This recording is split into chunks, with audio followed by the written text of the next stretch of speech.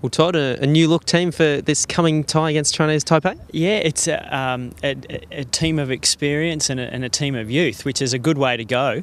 Of course, we got Peter Luchak, who's the more experienced now, along with Carsten Ball, who's experienced in Davis Cup but still pretty young in age. Paul Handley, who's played a lot of Davis Cup matches for us now, as a stalwart of the doubles part of the team, and then Bernard Tomic, who will make his debut in an Australian Davis Cup team. Well, this time last year you had Bryden Klein make his debut, and now Bernard. So good to inject some youth into the team. Yeah, very important to get youth. I think very important to try to get them to be able to stay there too. And that, you hope with Bernard that he continues on the rise that he's had over the last couple of years, and that the form he has, that everything can stay in order, so that you can start to, you blood them, but you're giving them experience. You want them to then keep playing and going on with it.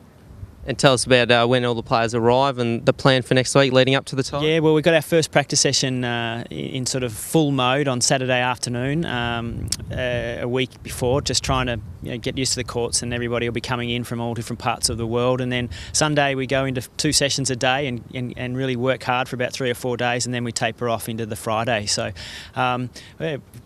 weather like this, it'd be perfect. Hoping for a home crowd advantage as well here at Margaret Court Arena. Well, hopefully we get a good crowd in, really get behind our guys, because it does make a difference in Davis Cup, there's no doubt about it. So if we could get the message out there that we want all the Aussie supporters here, that'd be great.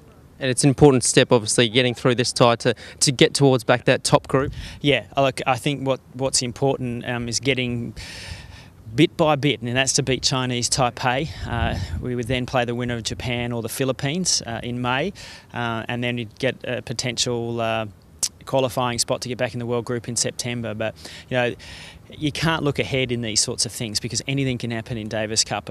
Some people play either so far above their normal ability or self of what they play on the tour, and then others really struggle with the stress and the pressure. So we'll see how it all pans out. But first things first, good practice week, and get the guys ready to hit the court running on the Friday. And finally, how do you go about selecting the team? Obviously, most of the players haven't played together, particularly in the doubles arena. No, but we're pretty set on who we think would be playing doubles. Obviously, Paul Handley's been picked for that reason. Carsten Ball's the one that's played well in doubles over the last couple of years for Australia. So fingers crossed nothing happens. That'd be the potential lineup there, you would have thought.